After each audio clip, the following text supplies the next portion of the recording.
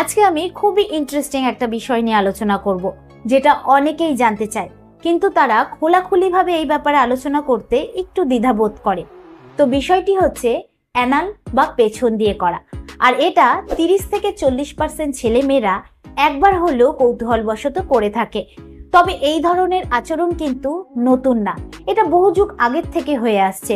আর প্রাচীন গ্রিক সভ্যতায় একজন ছেলে আরেকজন ছেলের পায়ুপথ থেকে করার কথা উল্লেখ রয়েছে, যেটাকে পেডারাস্টি বলা হয়।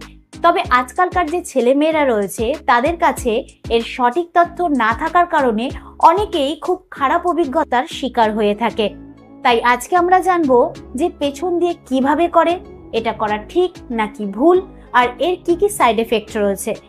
নমস্কার, আমি মাধুরী দাস, হেলথ কনসালটেন্ট। তো চলুন শুরু করা যাক।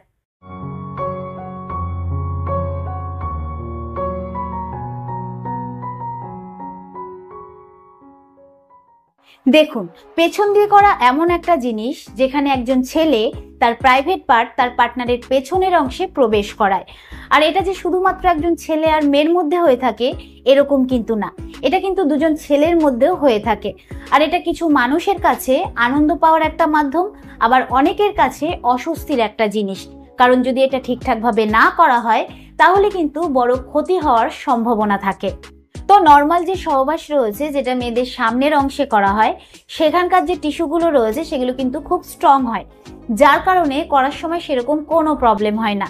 বাট মেয়েদের যে পেছনের অংশটা রয়েছে, যেখান থেকে মলত্যাগ করা হয়, সেটা এমন একটা রাস্তা যেটা কিনা তৈরি নরম পেশি ও সেন্সিটিভ নার্ভ দিয়ে, এবং সেখানকার যে টিস্যুগুলো রয়েছে সেগুলো কিন্তু খুবই পাতলা হয়, তাই সহজেই সেটা ফেটে যাওয়ার সম্ভাবনা থাকে। আর ছেলেদের পেছনের অংশে প্রোস্টেট গ্রন্থি থাকে, যেটাকে ছেলেদের জি স্পট বলা হয়।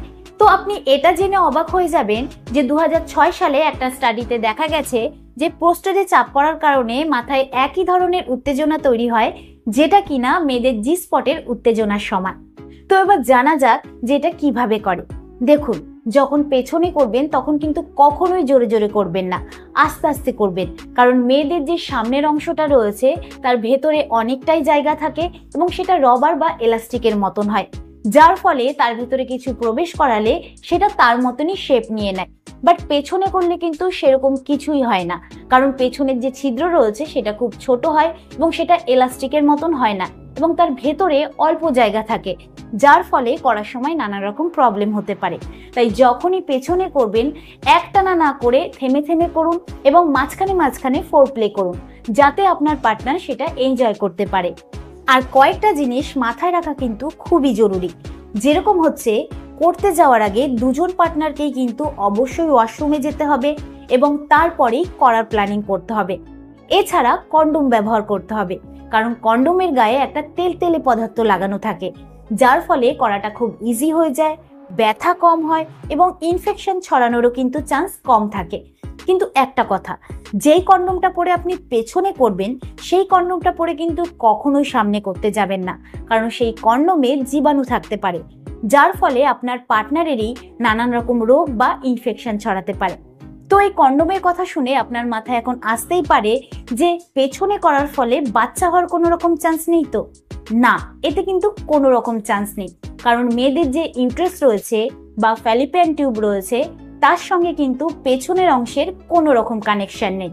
এছাড়া একটা ভালো লুব্রিকেন্ট ব্যবহার করতে হবে, যেটা কিনা শুধুমাত্র করার জন্যই তৈরি, আর সব থেকে ভালো হয় যদি সেটা অয়েল বেস হয়, কারণ এতে সেই জায়গাটা পিছল হয়ে যায়, ড্রাইনেস থাকে না এবং সেখানকার যে পাতলা টিস্যুগুলো রয়েছে সেগুলো ছিঁড়ে যাওয়ার ভয় কম থাকে। অনেকে কি করে ডাইরেক্ট করতে চালু করে দেয়, যেটা করা একদমই উচিত না, কারণ মেয়েদের যে সামনের অংশটা রয়েছে সেটা ন্যাচারাল ভাবে সবসময় ভেজা ভেজা বা পিছল থাকে, বাট পেছনের যে অংশটা রয়েছে সেটার কিন্তু ন্যাচারাল ভাবে কোনো রকম লুব্রিকেশন হয় না, তাই একটা ভালো লুব্রিকেন্ট ব্যবহার করা দরকার। তো এবার যদি আপনি আমাকে জিজ্ঞাসা করেন যে ম্যাডাম কোন পজিশনে করলে সব থেকে বেশি ভালো হবে, তাহলে আমি বলবো ডগি বা স্পুনিং পজিশনে করলে সব থেকে ভালো, কারণ এতে নিজের মতন করে নিয়ন্ত্রণ করা যায় এবং ব্যথা বা যন্ত্রণা কম হয়ে থাকে। তো এই দুটো পজিশনের ব্যাপারে যদি আপনার না জানা থাকে তাহলে নেটে নাম দিয়ে সার্চ করলেই আপনি পেয়ে যাবেন। কিন্তু পেছন থেকে করার আগে সব থেকে বেশি যেটা জরুরি সেটা হচ্ছে আপনার পার্টনারের অনুমতি, কারণ এটা সবার পছন্দ নাও হতে পারে। আর যদি আপনার পার্টনারের এটা পছন্দ না হয় তাহলে কিন্তু সে বিরক্তি ফিল করতে পারে, এমনকি আপনার উপর রেগেও পর্যন্ত যেতে পারে। এবার প্রশ্ন হচ্ছে যেটা করা ঠিক নাকি ভুল। দেখুন, যদি আপনার পার্টনারের এটা ভালো লাগে বা আপনার পার্টনার যদি এটা এনজয় করে থাকে তাহলে সাবধানতা বজায় রেখে এবং আমি যেরকম ভাবে বললাম সেরকম ভাবে করা যেতে পারে। বাট এর থেকেও কিছু ক্ষতি হওয়ার সম্ভাবনা রয়েছে। যেরকম আমি একটু আগেই বললাম যে মেয়েদের সামনের অংশের থেকে পেছনের অংশের যে টিস্যুগুলো রয়েছে, যে পেশিগুলো রয়েছে, সেগুলো খুব পাতলা হয় এবং নরম হয়, যার কারণে সেখানে যদি খুব বেশি ঘর্ষণ হয় তাহলে সেটা ফেটে যেতে পারে বা কেটে যেতে পারে। এর ফলে ব্লিডিং হতে পারে। আর যদি ব্লিডিং হয় তাহলে মিলনের দ্বারা সংক্রমণ ছড়ানোর সম্ভাবনা সব থেকে বেশি থাকে। এছাড়া অনেকের আবার খুব পেনও হতে পারে। তাই আমি বলবো যে এটা নিয়মিত না করে শুধুমাত্র একটা অভিজ্ঞতা উপভোগ করার জন্যই কিন্তু করা উচিত। তো এবার জানবো যে কি কি সাইড এফেক্ট রয়েছে। প্রথমত, ঘর্ষণের ফলে যদি সেই জায়গাটা বারবার ছুলে যায় বা কেটে যায় তাহলে সেখানে পাইলস হওয়ার সম্ভাবনা থাকে। এছাড়া সংক্রমণ ছড়ানোরও চান্স রয়েছে, যেরকম HIV, HPV, গনোরিয়া, এমনকি এইডসও পর্যন্ত ছড়াতে পারে। তাই যখনই পেছন দিয়ে করবেন এটা মাথায় রেখে করবেন, আর প্রোটেকশন ব্যবহার করতে একদমই ভুলবেন না। তো আমি আশা করব যে এই ভিডিওর দ্বারা আপনি উপকৃত হবেন। ভিডিওটা কিরকম লাগলো অবশ্যই কমেন্টে জানাবেন। আজকের মতন এতটুকুই, আবার দেখা হবে পরবর্তী ভিডিও নিয়ে। নমস্কার।